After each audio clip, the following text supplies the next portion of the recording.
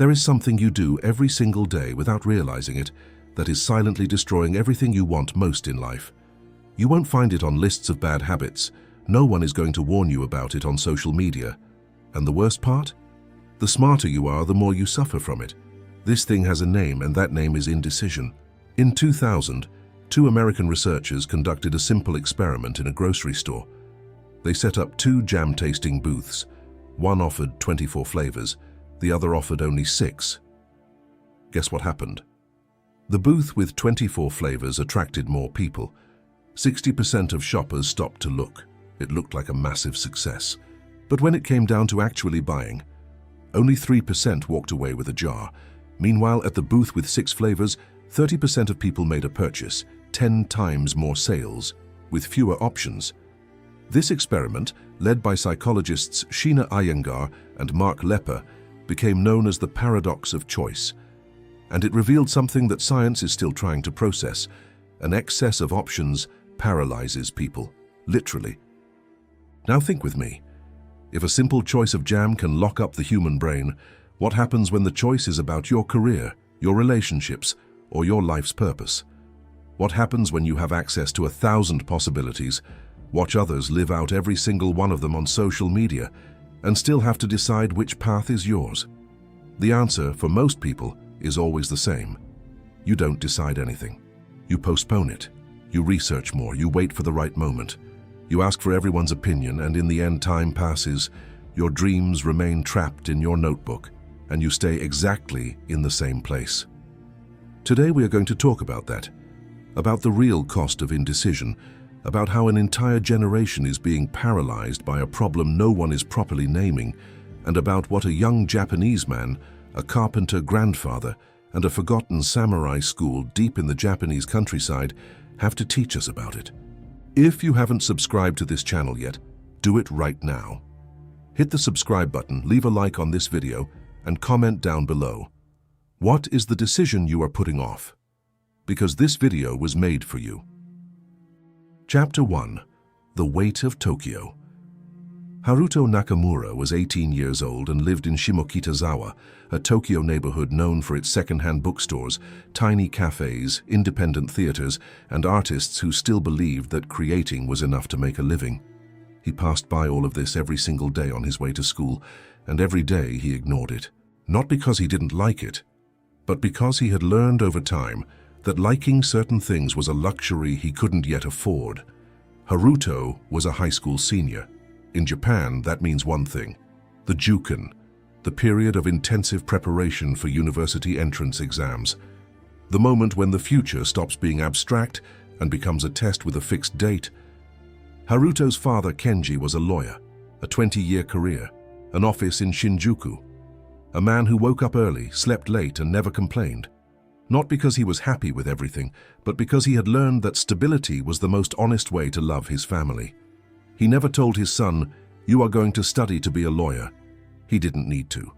Sometimes a father's silence speaks louder than any command. Haruto chose law because it was reasonable, because it matched the life he saw at home, because when anyone asked what he was going to do, lawyer was an answer that ended the conversation without judgment. But then there were the notebooks. 3 black A5-sized notebooks hidden beneath civil procedure textbooks on his bedroom shelf, filled with characters, scripts, dialogues, and entire universes he had been creating since he was 12. A manga he had started 8 times and never finished. Every time he opened one of those notebooks, a voice appeared. "This is just a hobby. Everyone has dreams that lead to nothing." So he would close it and go back to studying articles on civil legislation. His mother, Yuki, noticed. An elementary school teacher, she had an eye trained to recognize when a child was in a place they didn't belong. But the fear of judgment from other families, the worry over her son's future, the heavy weight of responsibility, all of it turned what she wanted to say into silence as well. Haruto was surrounded by people who loved him, yet he felt completely alone in the most important decision of his life. On social media, it only got worse. He followed manga creators on Twitter. He saw 16-year-olds getting their work published, 17-year-old artists signing contracts. Instead of inspiring him, every post felt like a sentence. "You are late. You are not good enough. you missed the train. And so he stayed frozen, neither here nor there, studying without believing, drawing without finishing, deciding without actually deciding. There is a word in Japanese that describes this state better than anything else, mayu. It means to be lost at a crossroads, not knowing which path to take, standing still while the world keeps moving. Haruto was in a state of mayoi, and maybe you are just like him too. Look at your life right now. Is there a decision you are putting off? A choice you should have made months ago, maybe years ago, that is still hanging in the air? If so, know that you are not alone. And know this too, that delay isn't free. Every day you spend without deciding, your nervous system pays the price. Science calls this an open cognitive load. The mind cannot rest while something is left hanging. You don't stop thinking about the problem. You just stop acting on it, and there is a massive difference between the two. Chapter 2. The Other Japan. There came a specific time of year when Haruto decided to travel to the countryside. It was his mother who suggested the trip. "Go spend a few days with Oji-san," she said, using the affectionate term for grandfather. "You are exhausted, a break will do you good." Haruto went with zero expectations. Yamagata was hours away by train from Tokyo. Deep countryside, mountains, rice fields, and a small river that cut the village in two. The kind of place that appears in nostalgic movies, which most young Japanese people visit once in childhood and never think about again. When he stepped out of the station, the first thing he noticed was the silence. Not the silence of a closed room, the silence of a place that feels no need to make noise. His grandfather, Toshiro, was waiting at the bus stop, 74 years old, a retired carpenter. His body was bent by time, but he possessed a presence that occupied far more space than his physical size would suggest. He looked at his grandson, nodded, and simply said, "Let's go." 2 days later, Haruto began paying attention to the people in the village. The local carpenter, a man in his early 50s named Daisuke, worked in his studio with the door wide open, planer in hand, wood on the trestle, a radio playing softly. He didn't look at his phone. He didn't check messages. He didn't pause for anything. Haruto stood on the sidewalk watching him for a while. "Don't you ever wonder if you made the right choice?" he asked, without really thinking before speaking. Daisuke raised his head. He considered the question as if it were a piece of wood he needed to examine before working on it. "My work supports my family," he said. "My tables are in the homes of 200 families in this region. When one of them eats dinner together, they are sitting around what I built with my hands. What else would I need to know?" Haruto didn't answer, but the phrase stuck with him. The next day he saw the baker, the fisherwoman, the chef at the family restaurant on the corner near the temple. Each of them inhabited their work in a way Haruto couldn't quite name. They weren't people lacking ambition. They were people lacking internal conflict about where they were. The entire village seemed to breathe at a rhythm Tokyo had long forgotten, and Haruto, for the first time in months, slept without nightmares. Think of someone you know who seems at peace with what they do. Not necessarily someone rich or famous, just someone who wakes up and goes to work without that heavy weight in their chest. What do they have that you don't have yet? Most of the time, the answer isn't talent, luck, or opportunity. The answer is commitment. That person at some point made a definitive choice, and the decision itself unlocked an energy that indecision had been draining away. You will understand this better in the next few minutes. Chapter 3. The Forgotten School. On his third afternoon in the village, while walking aimlessly along the riverbank, Haruto found a gate. It was made of dark wood, with carved inscriptions that time had weathered, but not erased. A sign hung from the bars with characters he took a moment to decipher. School of Martial Arts, founded in 1887. The gate was open. Haruto walked in. The inner courtyard was made of packed earth. There was a traditional wooden structure at the back with a curved roof.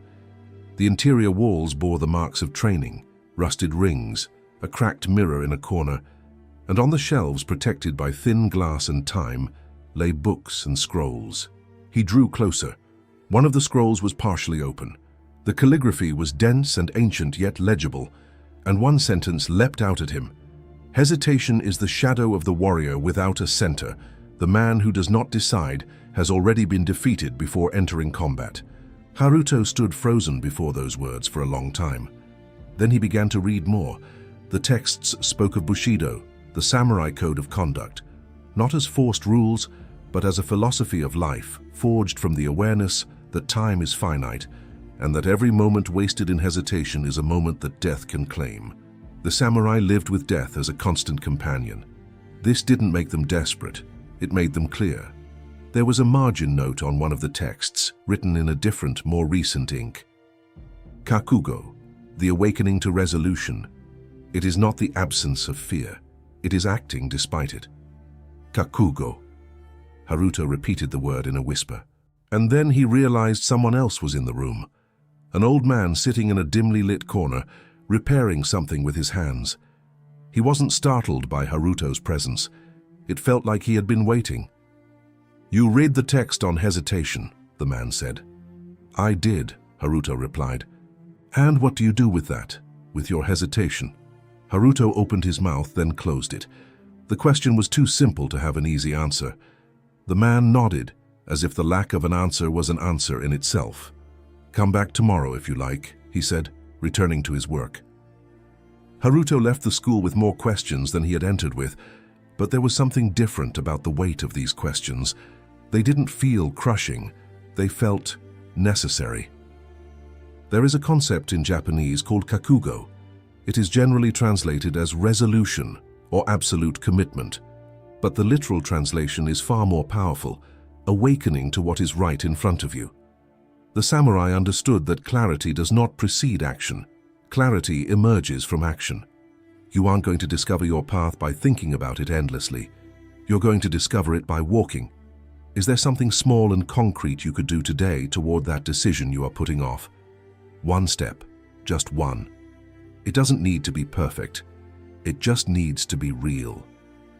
Barry Schwartz, an American psychologist and author of The Paradox of Choice, spent decades studying why an excess of options leaves us unhappier, not freer.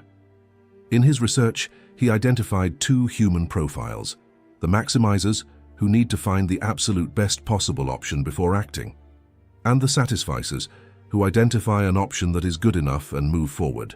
Maximizers are, on average, smarter, more analytical, more careful, and they are significantly unhappier, more anxious, and more prone to regret. Why? Because in a world of infinite choices, a maximizer never finishes comparing. There is always an option they haven't considered yet. There is always a life they haven't evaluated. And so they stay trapped in an eternal loop of analysis that never produces a decision. Modernity manufactures maximizers. Social media platforms are maximization machines. Every feed is a storefront of lifestyle options. Every post is evidence that someone chose differently than you, and perhaps better. The Danish philosopher Søren Kierkegaard called this state the vertigo of freedom back in the 19th century, long before social media existed. The more choices a human being has, the more they feel the weight of every choice left unmade. Freedom, without internal anchors, turns into anxiety. Jean-Paul Sartre was more direct. We are condemned to be free, not as a compliment, but as a diagnosis. And neuroscientist Daniel Levitin, author of The Organized Mind, showed that the human brain makes an average of 35,000 micro-decisions a day. When this system gets overloaded, it doesn't improve the quality of big decisions. It locks up. The prefrontal cortex, responsible for judgment and choice, crashes when overloaded in the exact same way a computer freezes when its memory is full. Chronic indecision, therefore, is not a character flaw. It is a predictable neurological response to an environment that has evolved faster than the human brain can keep up with. But that doesn't mean we are hostages to it. The samurai didn't have social media. They didn't have 24 flavors of jam. But they lived in a world of extreme pressure where a wrong decision meant death. And over centuries, they developed a mental technology to deal with exactly that. The name of that technology is Fudoshin. Chapter 4. The Conversation with Grandfather. That night, Haruto sat on the porch with his grandfather Toshiro. The old man prepared tea, without any rush. Every movement had the exact precision of someone who had done it 1,000 times and found peace in the repetition. "Oji-san," Haruto began, How do the people here live like this? Toshiro waited for the tea to settle before replying. Like what? Without that heavy weight, without constantly wondering if they are in the right place, without comparing. The old man looked out at the river below. The sound of the water was constant and gentle. You went to the old school, he said. Haruto nodded. My father trained there when he was young, Toshiro said, and his father before him. Not to learn how to fight, to learn how to live. The samurai knew something that we have slowly forgotten, that life doesn't wait for you to finish thinking, that the moment you are in right now will never come back, and wasting this moment comparing it to other moments you could be living, that is the only true defeat. Haruto thought about the notebooks hidden under his shelf, about law school, about the exams that were looming. And what if the choice is wrong? Toshiro placed his cup on the table with care. Do you know kintsugi? Haruto knew it. The art of repairing broken pottery with gold. The cracks aren't hidden, they are celebrated. A broken and repaired object is worth more than one that stayed intact. A wrong choice that you made and learned from, the old man said, is worth far more than the right choice you never made just because you were afraid of failing. They sat in silence for a while. The books at the school talk about Fudoshin, Haruto mentioned. Toshiro nodded. An immovable mind. But people misunderstand it. They think it means feeling nothing, being cold. He shook his head. Fudoshin is knowing that fear will show up, doubt will show up, and acting anyway because you have a center, because you know who you are. And how do you know who you are? The old man looked at his grandson with an expression that wasn't condescending. It was gentle. You already know, he said. You just haven't given yourself permission to know it yet. Haruto stayed awake for hours that night, and for the first time in a very long time, it wasn't anguish keeping him awake. It was something else, something it took him a moment to name. It was clarity. Fudoshin isn't a state you reach after solving all your problems. It comes before that. The immovable mind of the samurai wasn't the absence of internal turbulence. It was the ability to not be governed by it. Think about what knocks you off balance when you face a difficult decision. It's likely the fear of others' judgment, the fear of making a mistake, the fear of disappointing someone you love. Now ask yourself, do these fears speak for you, or do they just speak about you? There is a difference, and recognizing that difference is the beginning of Fudoshin. Here is something most people don't know about the samurai. The Hagakure, one of the most important texts of the Bushido code, written by the samurai Yamamoto Tsunetomo in the early 18th century, contains an instruction that seems absurd when you read it for the first time. This instruction says, in essence, that a decision should be made within the span of 7 breaths. 7 breaths. Not 7 days, not 7 hours. 7 breaths. At first glance, it sounds irresponsible, impulsive, the kind of advice a low-quality motivational coach would give without any real backing. But when you understand what lies behind it, the logic is devastatingly precise. The samurai observed over generations that most decisions do not improve with time, they worsen. Because time brings more comparisons, more opinions, more external noise, and more fears that aren't even yours, but ones you absorbed from other people. The decision most aligned with who you truly are usually appears early, in the very first moments of contact with the issue. Before the ego, the fear of judgment and comparison begin to contaminate the process. What the samurai called 7 breaths, modern neuroscience calls rapid cognition. Author Malcolm Gladwell popularized this concept in Blink. In many situations, an instinctive decision made in seconds is more accurate than long, exhaustive analysis. Why? Because it accesses knowledge you already possess, but which rational analysis sometimes obscures. Haruto already knew what he wanted. He had known since he was 12. The issue was never about figuring it out.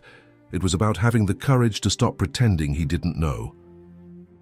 Chapter 5. The Return and the Decision. Haruto returned to Tokyo on an October morning. The train cut through the landscape, countryside turning into suburbs, suburbs turning into the cityscape, and he observed this transition without his previous anxiety. He had his sketchbook on his lap, open. He was drawing. The following week, he asked to sit down with his parents after dinner. Kenji lowered his newspaper. Yuki dried her hands on a dish towel and sat down. Haruto took a breath. Not 7 breaths, but enough. "I am not going to study to be a lawyer," he said. The silence that followed was heavy, but Haruto didn't try to fill it with excuses. He waited. "What are you going to do then?" Kenji asked. His voice was controlled. It wasn't anger yet, it was the start of a conversation both of them knew had been waiting to happen for years. "I am going to study design and visual storytelling. I want to create manga. I know it sounds—" Haruto paused. "No, it doesn't sound like anything. It's what I want, and I know I can do it." Yuki's eyes welled with tears. Kenji stayed silent for a long time. "Did your grandfather convince you of this?" "My grandfather helped me remember something I already knew. It's going to be hard," his father said. "I know. I'm not going to tell you it's the right choice. I don't know yet." "I don't know either," Haruto replied. "I know it's my choice." Kenji nodded. Once. A small nod. The kind of movement a man who has learned to guard his emotions makes when those emotions are too big to hold back. This conversation didn't fix everything. There is no movie scene where everything instantly falls into place. His mother still had fears.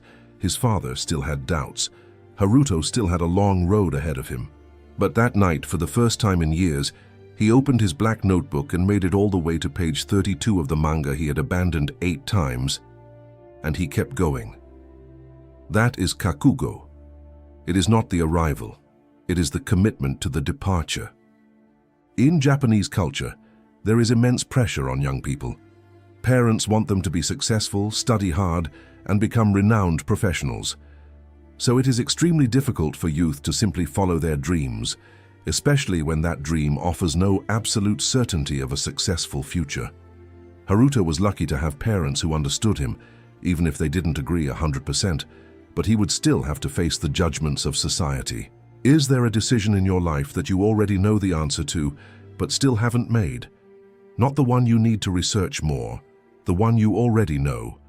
The fear of making a mistake will be there. Others' opinions will be there. Uncertainty will be there. But all of that was there before, and it will remain there after. The only variable you actually control is whether you act or not. The samurai understood that hesitation isn't prudence. It is the choice to not choose. And that too carries a price. A high, silent price paid in dreams left in notebooks, in lives lived entirely in draft mode.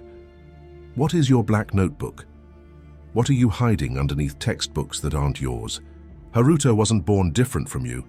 He grew up in a city that screams at you all the time.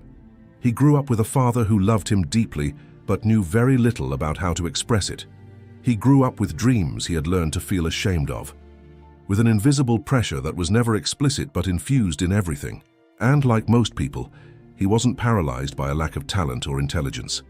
He was paralyzed by the exact same mechanism that paralyzes millions every day: excess. An excess of options, of comparisons, of voices that weren't his own. What made that village in the Japanese countryside different wasn't the absence of hardship, it was the presence of commitment. Daisuke the carpenter didn't wake up happy every day. He woke up committed. And within that commitment, happiness found the space to appear. Bushido wasn't a code for warriors who felt no fear. It was a code for warriors who felt fear and acted anyway. Kakugo doesn't promise that the decision will be easy. It says that a decision, once made wholeheartedly, frees a human being from a weight they didn't even know they were carrying. Fudoshin doesn't eliminate the turbulence. It creates a center that cannot be swept away by it. And the quietest lesson of all, the one Haruto carried on the train back to Tokyo with his open sketchbook on his lap, is that you don't need more information to make the decision you are putting off. You need permission. The permission to acknowledge what you already know. Schwartz's research showed that those who decide faster and with more clarity aren't the ones with the most data. They are the ones with the most clarity about their own values. The jam experiment doesn't prove that less is always more. It proves that without a clear internal criterion, more options just turn into more paralysis. The Hagakure and its 7 breaths aren't asking for impulsiveness. They are asking you to trust who you already are, before the noise of the world speaks louder. And Haruto, with 32 pages of manga written that night, had absolutely no guarantee of success. He had something rarer. He had clarity of direction. That, at its core, is what the samurai called living with kakugo. Waking up every day committed to the version of your life that you chose, not to the versions the world projected onto you. Indecision will keep showing up, in choices big and small. The difference between those who move forward and those who get left behind is what you do with it when it arrives. Do you let it rule over you? Or do you breathe, find your center, and act? That is the question the scrolls of a forgotten school in the Japanese countryside left for Haruto. And now it belongs to you too. If this video touched on something you are going through right now, subscribe to the channel, because we continue this conversation right here every week. Leave a like because it helps more people find this content, and comment down below which moment in this video spoke to you the most. And if you want to keep going on this journey, watch the video appearing on the card right now. Every video on this channel was made to be felt, not just watched. Remember to watch and apply it. Thank you for your time. And remember, be present. Walk with honor. Follow the path. See you in the next video.